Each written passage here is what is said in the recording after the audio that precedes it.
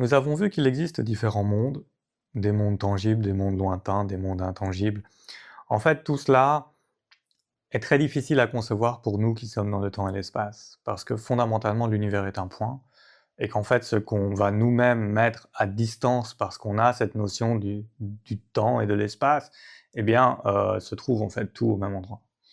Mais on est dans cette sous-dimension du temps et de l'espace, donc on raisonne avec le temps et l'espace, et nos visualisations incluent ça, et c'est ce qui fait qu'on est à l'aise. Et il ne faut pas chercher l'absolu du point, parce que ça ne va pas spécialement nous aider à avancer.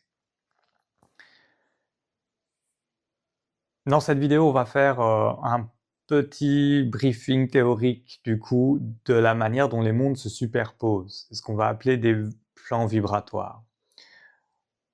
Il y a la Terre dans laquelle nous sommes. Il faudrait changer un peu cet adverbe de « nous vivons sur Terre ». En fait, non, on vit dans la Terre, puisque la Terre, elle va quand même jusqu'à sa stratosphère.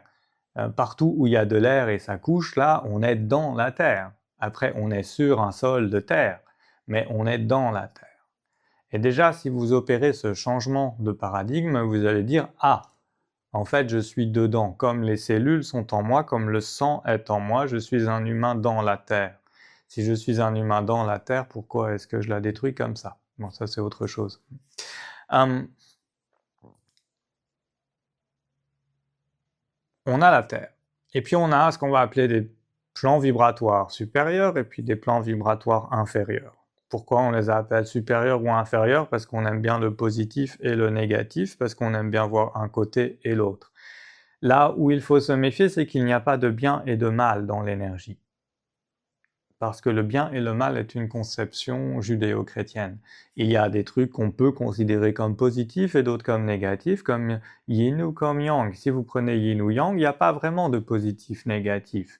Ça vous sort de cette idée de il y a un truc bien et un truc pas bien. Il y a des trucs. Et notre corps humain est fait pour qu'on se sente bien dans les trucs qu'on va appeler positifs et qu'on se sente pas bien dans les trucs appelés négatifs. Si vous mettez ce qui est la colère, la peur, l'envie, la jalousie, effectivement c'est judéo-chrétien dans le mal, mais c'est surtout que quand vous êtes dans votre corps et que vous avez ça, vous sentez toute la crispation musculaire, alors vous savez que vous êtes dans les plans négatifs. Vous savez que vous êtes sur des choses qui ne sont pas idéal pour votre corps. Or, comme vous voulez avoir un corps idéal, un esprit idéal et aligné avec une âme qui travaille tout ce qu'elle est venue faire dans cette incarnation, alors il faut déjà que le corps se sente bien. Donc, ce corps nous invite à aller chercher des plans plutôt positifs et ainsi on peut retrouver des concepts de bien et de mal. Mais ce sont des concepts qui vont vous freiner à un moment dans votre progression, donc moins vous vous y attachez, mieux c'est. Pourquoi je dis freiner dans votre progression? Parce que si on prend, encore une fois, cette idée chrétienne des anges et des démons, ce qui est juste une appellation qu'on fait pour des énergies qui vibrent d'une manière et d'autres qui vibrent d'une autre manière, on va dire « Ah, les démons c'est mal, je ne peux pas m'en approcher ». Mais si vous ne discutez pas avec ces trucs, lorsque ces trucs agissent sur vous, eh ben ça va être difficile de comprendre comment régler la problématique qui fait qu'ils peuvent agir sur vous, vous voyez. Souvent les gens disent « Oh là là, c'est une entité, c'est un truc négatif, bouh, burk, ah !» Mais si vous ne discutez pas avec celui qui est violent, vous ne le ramenez pas vers la paix. Si vous ne discutez pas avec... Enfin, si vous n'interagissez pas avec votre partenaire ou avec votre adversaire dans le budo, vous ne progressez pas. Ce qui fait que vous progressez dans votre technique, c'est cette interaction avec ce qui vous dérange. Donc vous serez amené, si vous le faites par vous-même, ou vous serez amené à le faire par quelqu'un d'autre, de vous connecter à un peu toutes ces énergies qui rayonnent et résonnent en vous. Alors, le bien et le mal seront un frein, parce que si vous vous dites « c'est le mal et je ne veux pas y aller », eh bien vous n'aurez pas les raisons de pourquoi vous êtes influencé par des pensées complètement pourries. Donc on a ces différents plans vibratoires qui se superposent. Ils ne peuvent pas se voir les uns les autres. Nous, êtres humains, avons cette capacité à aller partout. c'est une capacité de l'être humain, on ne l'explique pas, c'est comme ça fait partie de avant vous êtes minéral, vous devenez une plante, ou quand vous avez suffisamment fait de minéraux et de plantes, vous allez vers une conscience un peu supérieure qui va être l'animal. Une fois que vous avez fait le tour de l'animal, vous allez prendre une incarnation humaine qui va vous permettre de réaliser tout ça. Donc comme vous avez été tout ça, pourquoi est-ce que vous malheureusement maltraitez tout cela? Et puis vous allez avoir accès à ce qu'il y a plus haut et vous allez avoir accès à l'ensemble. Alors vous avez une conscience qui est très compliquée à utiliser. Et c'est une des caractéristiques de l'incarnation humaine. Ensuite, vous enlevez le temps et l'espace, c'est-à-dire qu'en fait, ces incarnations, on les a mis dans une progression temporelle parce qu'on a ce rapport au temps et à l'espace, mais qu'en fait, fondamentalement, tout se passe en même temps, et après, on décompose ça dans des sous-dimensions qui sont le temps et l'espace. Donc, différents plans vibratoires qui ne peuvent pas se parler. On va prendre quelque chose qui est assez fréquent dans l'ésotérisme, c'est la question du fantôme. Le fantôme, qu'est-ce que c'est? C'est une conscience humaine, et pas forcément, il y a aussi quelques fantômes d'animaux, j'ai pu en croiser. C'est une conscience qui a dit, au moment de la perte de son enveloppe charnelle, je ne veux pas quitter ce plan. Voilà. Donc le corps s'est décomposé, mais la conscience est restée là. Et cette conscience va donner lieu à un fantôme, c'est-à-dire qu'il va rester un corps énergétique. Ce corps énergétique va être sur un de ces plans, et il va être sur un plan assez bas, parce que il n'y a plus grand-chose qui le maintient dans la matière, et que généralement ce qui le maintient, c'est rarement quelque chose de très positif, hein, c'est plutôt des blocages. Alors, il y a ceux qui sont au-dessus. Ceux qui sont au-dessus, quand vous mourrez, normalement, ils passent, et puis ils font « Allez, tiens, je t'aide à venir à ton prochain chapitre, hein, ta prochaine incarnation, au plan sur lesquels ton âme va se régénérer avant de prendre une autre incarnation. » Mais ce fantôme, lui, il a dit « Non, non, non, moi je reste. » Donc il est sur un plan en bas. Ceux qui sont en haut ne peuvent pas voir ceux qui sont en bas. Donc, ils ne peuvent plus venir l'aider à sortir. Et c'est là que vous trouvez dans le chamanisme ce qui va s'appeler le passage d'âme, le soin au fantôme.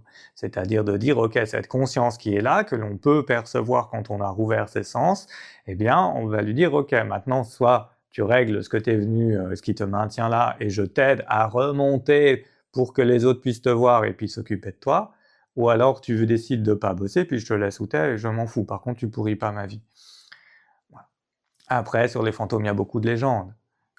C'est difficile de se dire oui, il y a une manipulation de la matière, il y a des objets qui bougent et tout, mais il y a trop de témoignages pour que ce soit une pure fiction.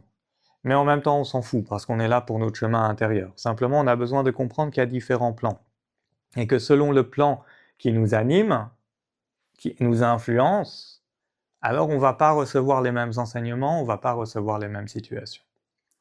Donc si vous êtes quelqu'un qui est enfermé dans la rancœur, vous allez avoir une propension à attirer ces plans inférieurs, ces mondes inférieurs négatifs. Et ils vont venir vous nourrir, parce que vous êtes nourri par des mondes. Difficile aussi ça, parce que comme la notion de monde est assez flexible, voilà, vous êtes nourri par des consciences qui sont autour de vous et invisibles, autour de vous parce que vous avez un concept de l'espace, mais si vous enlevez ce concept de l'espace et que tout est un point, c'est un peu logique qu'il y ait des trucs autour de vous, puisque tout se superpose. Donc vous avez ces trucs-là, et puis vous, selon où vous en êtes et les émotions que vous nourrissez, vous allez appeler des choses plus positives ou plus négatives. Et elles vont vous nourrir. L'importance de comprendre tout cela, c'est de dire, ok, dans les influences qu'il y a vis-à-vis de moi, il y a des trucs négatifs et il y a des trucs positifs. C'est très facile de savoir ce qui est négatif et positif, demandez à votre corps. Si quand vous avez la pensée qui correspond à quelque chose, vous vous sentez rabougri, c'est que c'est négatif. Si vous vous sentez expansé, heureux, joyeux, c'est que c'est positif. Vous allez alors voir que si vous prenez par exemple vos fantasmes, vous avez des choses qui sont pourries, parce qu'elles sont héritées de toute cette influence. Alors vous allez vous dire, ah, mais ces trucs que je trouvais pas très moraux, parce qu'on m'a quand même inculqué une morale avec du bien et du mal, et que je trouve qu'effectivement c'est un peu bizarre que je pense ça, alors ça vient d'influence. Ok, je peux mettre ces influences à distance. Si je ferme ce sur quoi en moi ces influences travaillent, si je prends ce point que je le traite, alors ces influences disparaissent, alors je fais de la place pour autre chose. Donc, si vous voulez pouvoir avoir l'enseignement des plans supérieurs dans lesquels vous pouvez naviguer, puisque juste avant on a été voir cette étoile qui rouvre les portails, eh bien, pour aller vers eux, il va falloir lâcher les trucs pourris, quoi. C'est un peu si vous prenez une montgolfière, vous remplissez bien le ballon, mais vous l'avez complètement câblée et elle ne peut pas décoller du sol, vous pouvez toujours attendre, il ne se passera rien. Si par contre à un moment vous tranchez les cordes qui la maintiennent, elle se lève et elle s'envole. C'est cela que vous allez avoir à faire. Encore une fois, plein de manières de le faire. Ça peut être du travail méditatif, ça peut être du travail en psychologie, ça peut être du travail en chamanisme.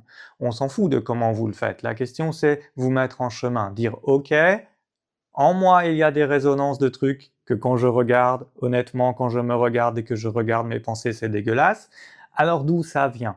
Comment je règle ça? Et une fois que c'est plus dans mes pensées, ça veut dire que j'ai la place pour appeler quelque chose de plus positif. Voilà. Différents plans qui ne peuvent pas se parler, et celui qui est médium entre ces plans, c'est l'être humain. Donc tous les êtres humains sont médiums lorsqu'ils réactivent leurs capacités. Nous avons été conçus pour être capables de faire ça. Nous avons été conçus pour écouter des consciences qui ne sont pas matérielles et faire des choses, ainsi naît le progrès. Nous avons été conçus pour interroger les plantes et savoir lesquelles on peut manger, lesquelles on ne peut pas manger, à quel moment on peut les manger, lesquelles soignent, lesquelles rendent malades.